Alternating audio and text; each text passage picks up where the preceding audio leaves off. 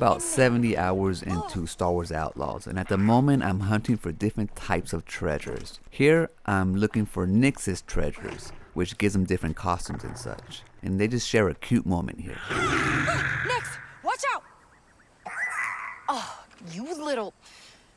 Come back, Nyx. Nyx? You still have to collect these treasures and take them to a certain trader in order to get costumes for Nyx. So it's a little process, but I don't mind it at all. And afterwards, when you find the treasure, you get treated to one of these beautiful vistas. About 15 vistas altogether. But beyond Nyx's vistas, there's places that you want to take pictures of as you're just traveling across the world. And the cool thing is, each world that you travel to is different. You know, Tatooine has obviously sand. You have an ice world, and one that's lush with just vegetation everywhere, and one with rolling hills and what you would expect with trees and stuff. But I'm saying each one is different, so you're taking pictures left and right, and it's just like a sight to behold. And also when you're riding your scooter through there, I mean, it's just beautiful. I've upgraded my speeder so that it can not only travel through land but also travel on water. So you're able to get paint jobs and different parts to upgrade your scooter through these treasures you look for. You're able to explore different areas, and I'm saying, like right now I'm looking for treasures, so with an upgraded speeder I'm able to find places that are remote, like this village. I mean, how awesome is that? And not only do you come across like remote villages or different stashes and stuff, but like weird things too. Like someone was mocking me and I didn't know what it was until I saw this little creature in the tree, and I was like, is it really talking to me? He was throwing coconuts at me. Now I was planning to shoot him, but unfortunately it had the pulse instead of the actual bullet, so he was able to get away, and I don't know what happened to him. But I mean, weird little shit like this is funny and I enjoy it. They have different types of treasures that you can find. Here, I believe I'm just tracking a regular treasure that I heard someone talking about, but in order to get to it, you have to have an upgraded pistol so that you can break the wall like I did there. So you just can't go nilly-willy looking for treasure. Some of them you actually have to be a little bit more upgraded yourself.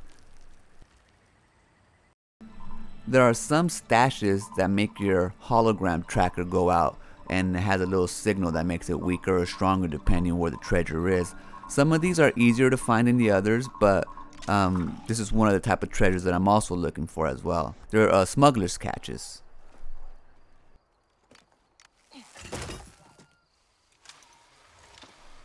But the main treasure that I'm looking for right now spans across the galaxy, so I gotta go to all 4 different worlds in order to actually find all the different vaults. And it's Jet Gordo's vault, and he's a legendary smuggler. In fact, I have his ship right now. The ship that I'm using, that we're using, is his ship, and he has different vaults set out through all the different worlds.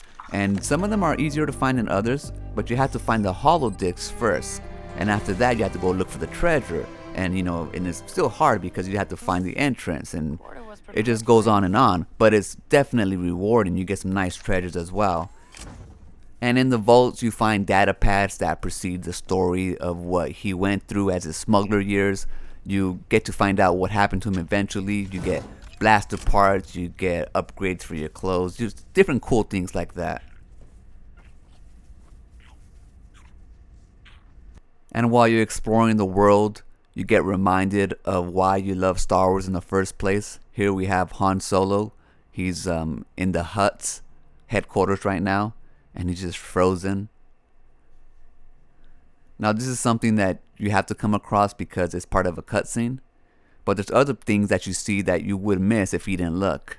I came across a Boba Fett just by coincidence because I was doing an infiltration in an Empire, I believe, headquarters, and he was just in one of the vents where I can see because I looked to the left. I could have missed him. I could have not went to this Empire headquarters, but it's like cool little things like this, you know, that I really appreciated while I was exploring everything. And I love that each world was different, so it kept it more interesting while I was looking for the treasures.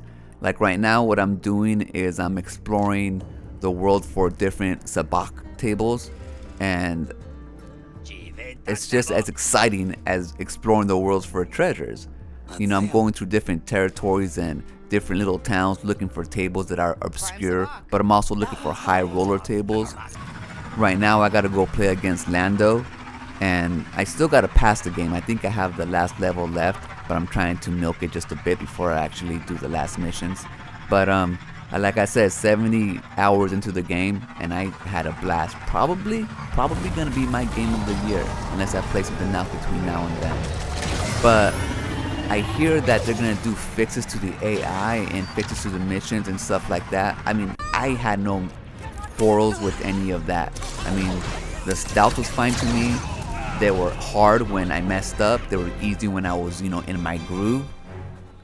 But they're saying they're gonna do quality stuff of life, so I'm all for it, especially when the DLC comes out, because I will be playing that and I will be buying it, because like I said, 70 hours into the game, because the Star Wars brand was just strong. And for those who really do love Star Wars and who believe in themselves and not people who tell you what to buy, I would say give this game a go.